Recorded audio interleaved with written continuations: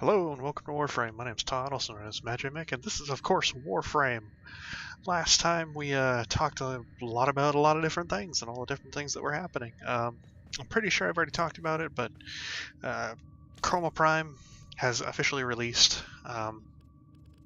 The weapons that he came along with. So not only his primed version, let's see if we can't pull him up, yeah, Chroma Prime, but he came with the Graham Prime and the Rubico Prime, as I stated previously. We can actually show off what those stats are now, because I believe you just saw Chroma's stats, but we'll go back and look at him again just here in a second. Oh, I ought to know better. Let's just search it up. Graham, there we go. Graham Prime. Fantastic sword, beats possibly one of the best swords in the game, Galantine Prime, and stats, aside from attack speed. Its attack speed is pretty bad, but it's a very, very good sword. But it's Mastery Rank 14, of course. Nowhere near that. We probably won't be getting that for a very, very long time if we ever manage to get it on this character. Or this account, specifically. Rubico Prime, there we are. So now we have the Rubico Prime, and the Rubico Prime is very pretty, and its stats are right here on the side. You can take a look at it. Very good. Again, Master Rank 12. Probably won't ever be getting that, at least not in this initial playthrough. Let's go back over to Chroma Prime just to take a good look at him. There's his main abilities, and we didn't see his stats. There's his stats upgraded from the standard Chroma. Overall, a lot of people really were looking forward to him because he looked really cool, but his abilities really aren't fantastic for most types of gameplay in Warframe. There's very select things that he's good at. So that was overall slightly disappointing. But our main objective this time around is not to worry about any of the new stuff that got released, nor the giant thing on my neck there, on my rhino's neck, but we're going to be moving across Christie, Kerr, and to Draco for 10 minutes, so we can hopefully open up these junctions.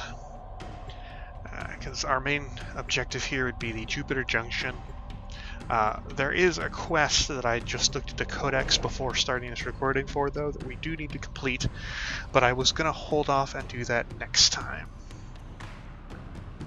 We'll make a good episode next time around, where we can dedicate ourselves mostly to it. So let's skip that. We're just doing mobile defense here. Defense mission. You must deliver payloads and defend a number of locations while I break into the network.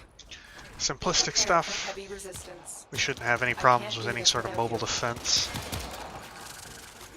Boy, I think I just lost a lot of frames right there. This frame rate just died completely. You'll have to forgive me for that. I'm not sure why that happened. Even like computers having a hernia all of a sudden. Terminal spotted. Upload me and prepare to defend. Good to go. So just gotta sit here and defend. This will take a moment. When defending in a mobile defense mission, I don't know if I've ever made this comment before, but the major thing you want to do is you want to put yourself in between the objective and enemies. Preferably get closer to the enemies than they are to the objective. That will greatly help in protecting any objectives. Let's just switch over to our heat sword here. We're doing more damage with that than we are with our Boltor, because everybody's so close. Continue to defend. So, as I was stating, the main thing being is you'd want to put yourself in between the enemies and the objective. Enemies will target things that are closest to them, including you, of course. So, if the objective is closer to them than you are, they will target the objective. Just prevent that from happening. Makes things like mobile defense super simple once you understand that. Having a frame that can also do a lot of damage in an area is also very good, but we're not worried about that. We just want to be able to survive. So, Rhino's our best bet here. And I was failing to do a rocket jump right there, really badly. So our forwards jumps, of course, are, I believe, referred to as bullet jumps, and then our upwards jump is referred to as a rocket jump.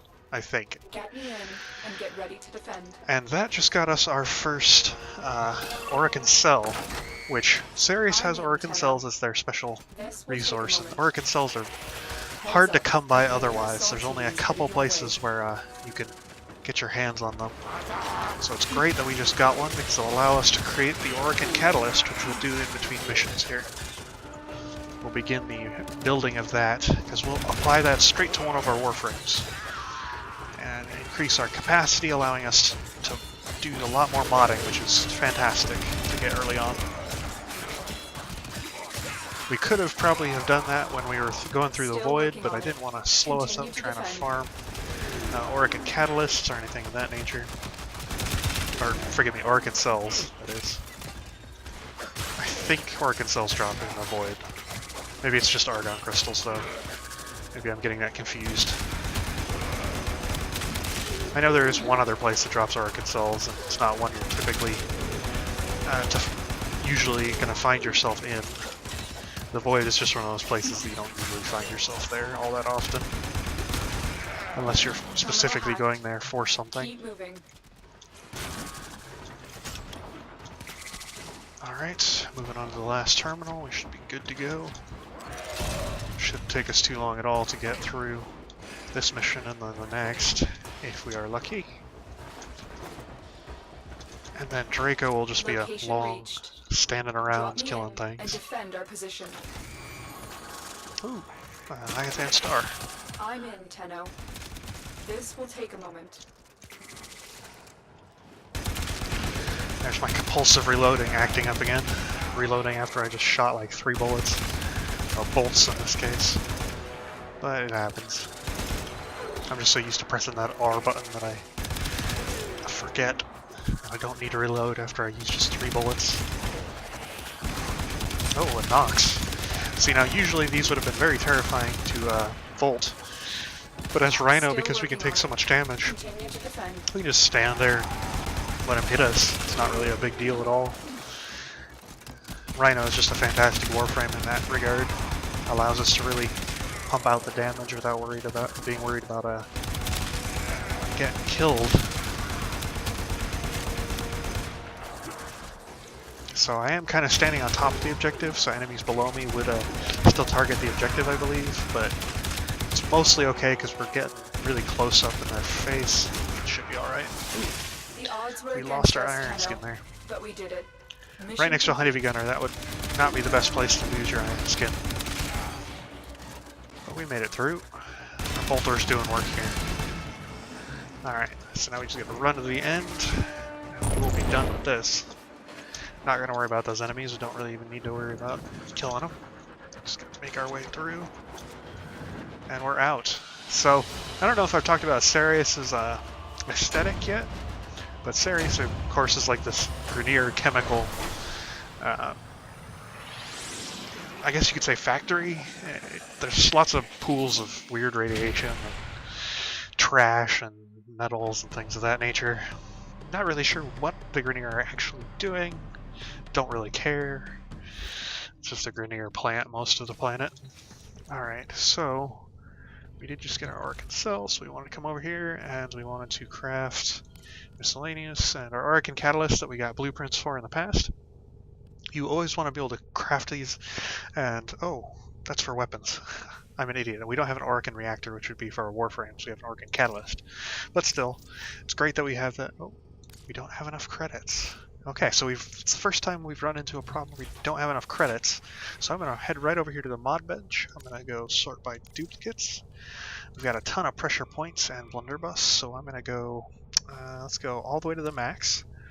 And then I'm going to go down 3, so we have at least 3 left. I'm going to go all the way to the max, and then down 3. So we have at least 3 left. Now, you don't have to take this keeping at least 3 to heart, of course. You can choose to get rid of however many you want. But I'm just trying to drum up as many credits as I can real quick. I don't think that's going to be enough.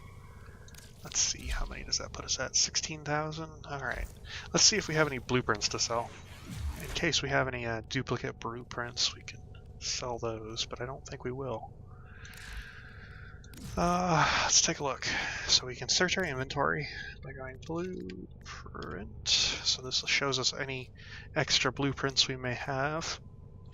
We have some extra Rhino Systems blueprints, which we don't need those.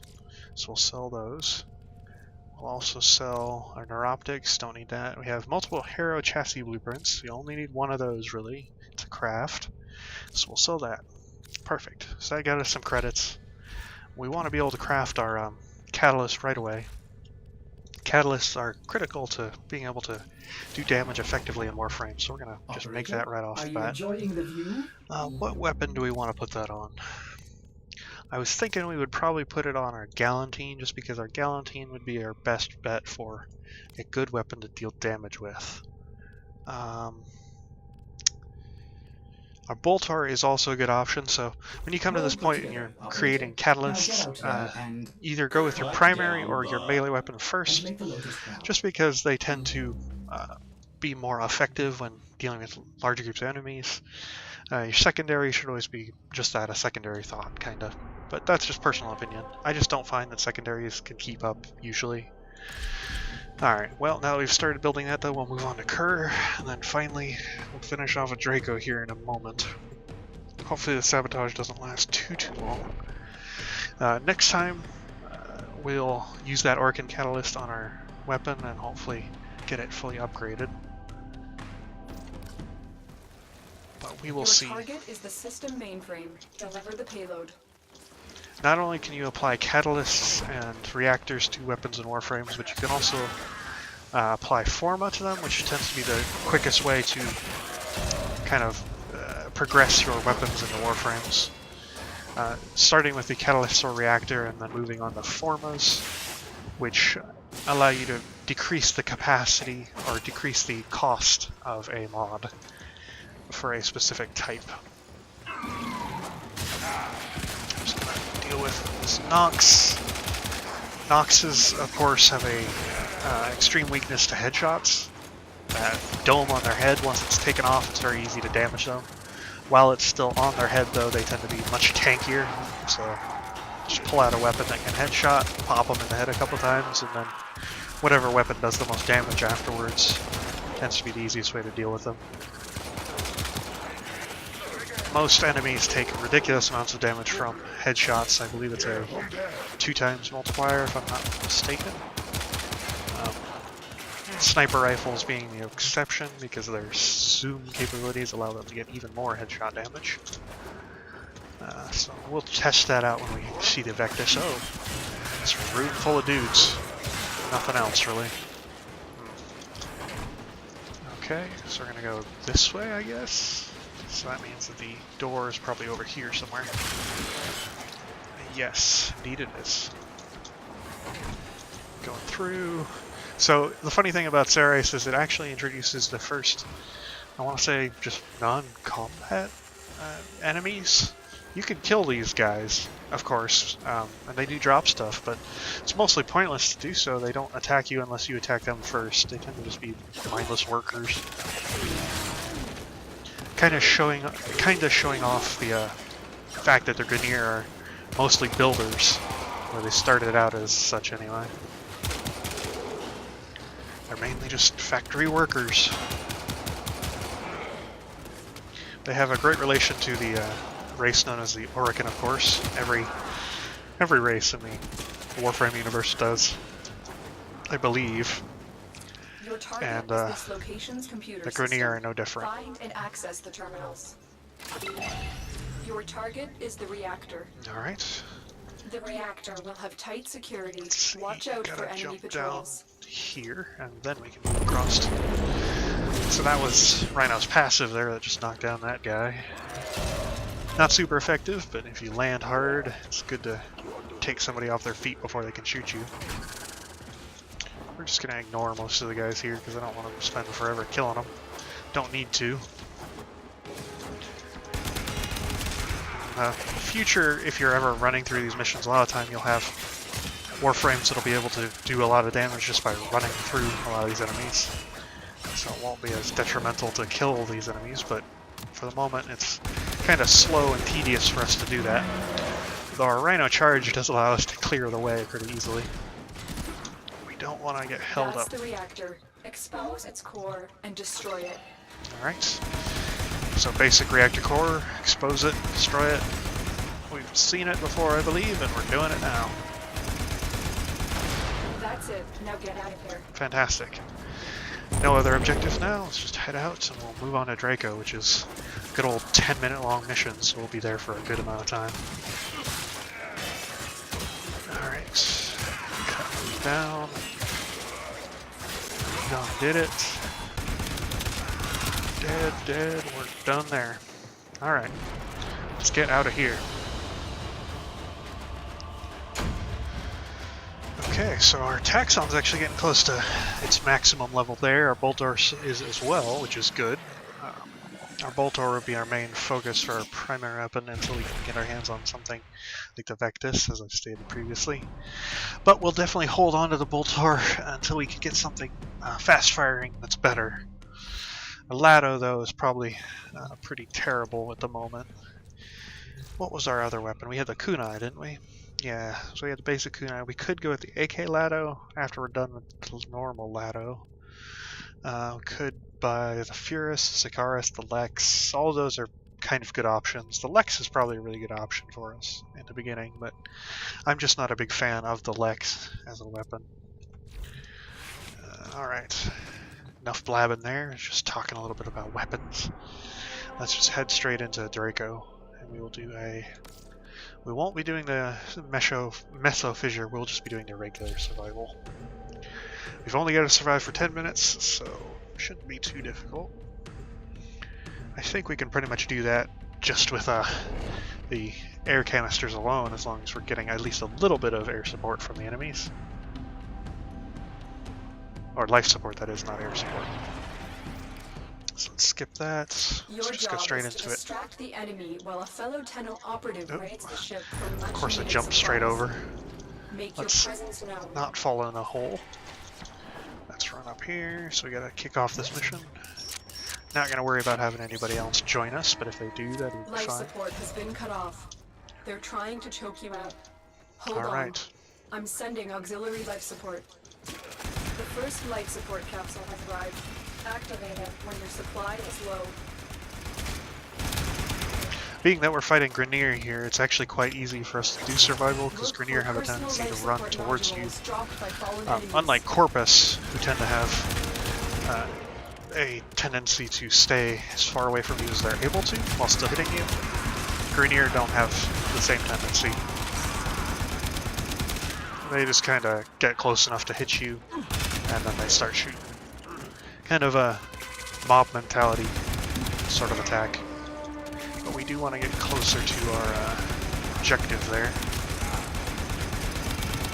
with the air support canisters, because we'll probably need to use them here soon. And this is a good little area to hold up in as well, because you got this tube here which kind of just funnels enemies. Life support on the way. And then we'll just have a basic area behind us we'll have to defend. Nothing too difficult. Let's see. Yeah, pretty much in survival, if they're not coming from the front, they'll probably be trying to circle around behind you. Unsurprisingly. Nice having that little bit of extra damage from Rhino's Roar.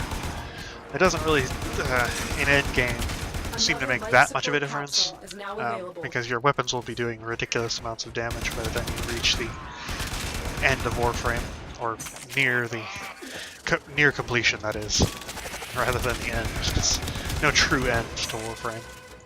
You're constantly giving it more content. But once you near completion, your weapons do just enough damage to kill pretty much any Grineer enemy, really, in about 2 or 3 hits. Or at the very least, just a couple hits. Good old handful. But regardless, you and your teammates will never be wanting for damage with good old Rhino's Roar.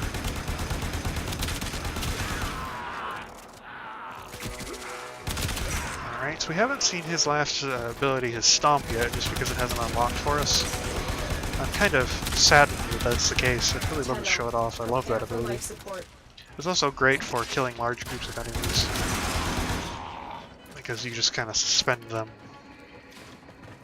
Alright, dealt with him. We're gonna roar again. We've got enough energy that we can just keep that up and active for the moment. If we start getting low on energy, or we start running into energy leech, then we'll probably stop roaring, just so we can always have enough energy to recast Iron Skin. Iron Skin, of course, being our main thing that we want to keep going. It always sucks to be in the middle of a group of enemies and then have it run out. Not have enough energy to cast it because an energy leech is somewhere around. Energy leech, an extremist, that is. Or something like an arcane disruptor from the infested. They also drain energy. Alright, dealt with. 3 minutes. Been doing good so far here. Kind of holding up our own, not having any issues. Haven't had to use a life support just yet. We've got enough capsules that are doing good.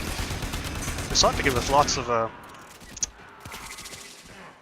experience for our Warframe and weapons here, which is good. Just realized I'm running a bit low on ammo for that bolt door, so I'm going to switch over to my Lado here.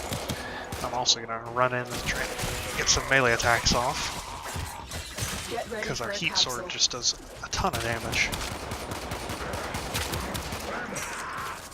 Alright. Mostly dealt with. I always kind of tend to use my secondary as a backup attack for primary. Just kind of as a backup ammo reserve. That's what I'm actually going for here. Wasn't able to put the words together. Let's cast Iron Skin. Do we have enough for... Nope, we don't have enough for Roar. It's a shame. What I mean is just that I always use my primary ammo up first, it seems like, and then I worry about using my secondary. So my secondaries always tend to be the last thing I always level up. Or I tend to level them up passively, meaning that I tend to level up by using other weapons first, and just having the extra XP that you gain. This will help our cause. Level them up. Because the XP in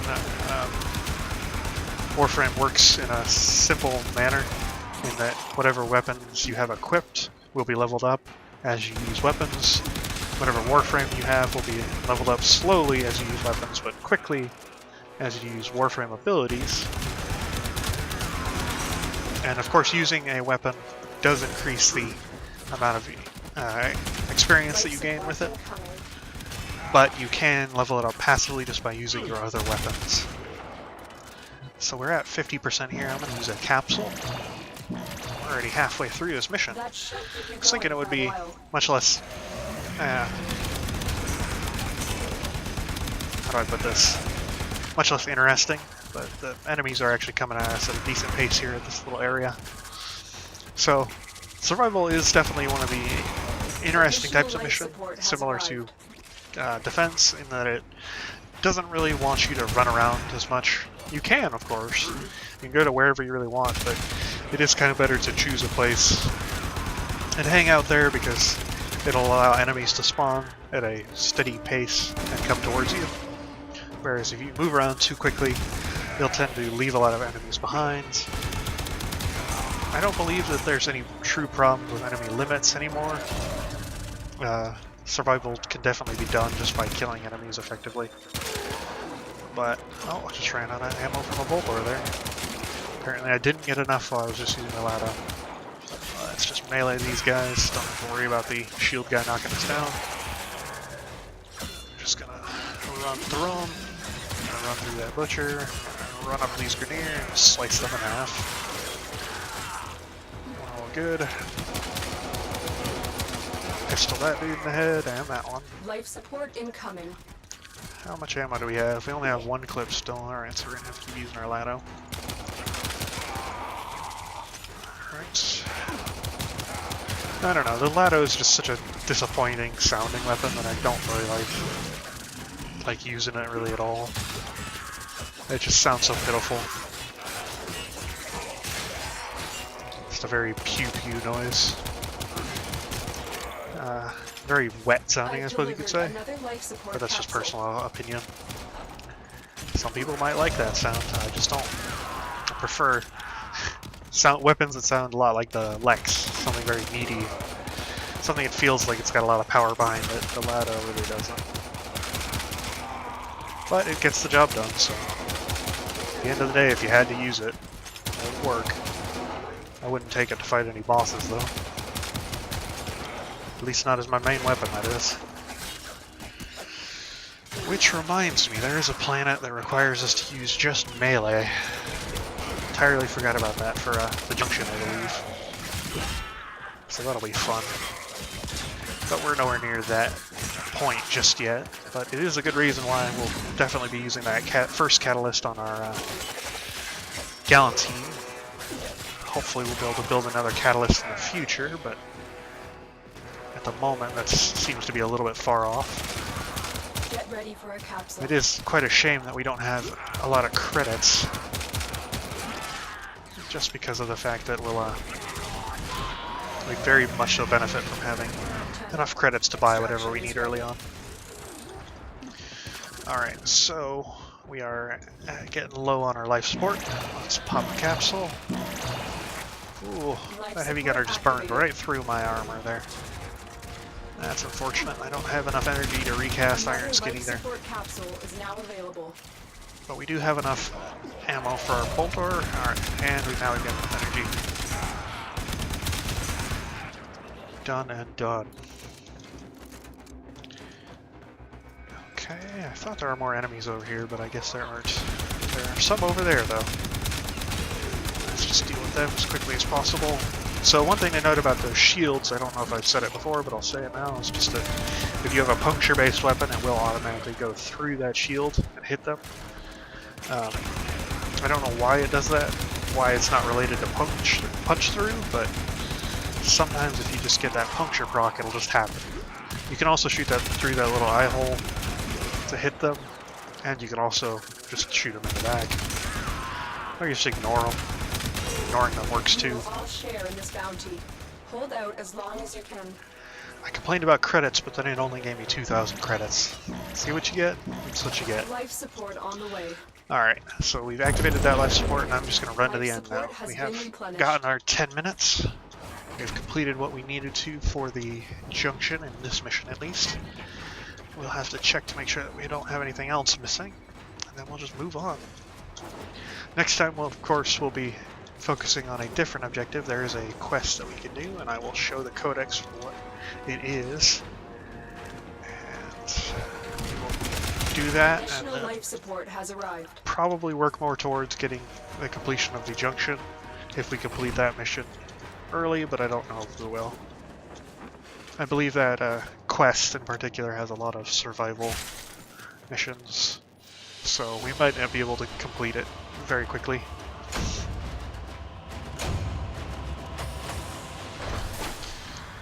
Circuit, solid plate, detonite ampules, credits, of course, galore.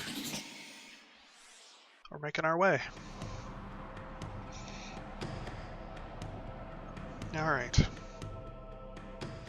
So, next time we will do the mission, but let's take a look. Okay, so we need to kill Vor and Krill at Extra on Ceres, so we can do Ludi and then we can do Extra to complete that. Ludi is a hijack though, which is kind of unfortunate, but we can use Rhino, and Rhino kind of makes hijacks easier. Not completely the easiest thing in the world, but definitely easier. We have to defeat a prosecutor in Ceres, so we've got to find and kill a prosecutor. Prosecutors are enemies that spawn randomly in Ceres if you kill enough enemies, so we'll probably have to just stand at a mission and piss off a bunch of people. Let's see, so our Arcane Catalyst is being built. What else did I was about to talk about some. I just know it. Oh boy, I'm going to look at this later and be real upset if I don't remember what it was. Oh yes, the Codex. That's right. With the quest. So the quest we'll be focusing on next time will be A Man of the Few Words. Very funny quest. introduces us to a new character and allows us to do some quests with Darvo, which is kind of nice instead of having to listen to the Lotus all the time. Is there anything else that I needed to worry about? I don't think so. Alright, so for the moment, I will say goodbye.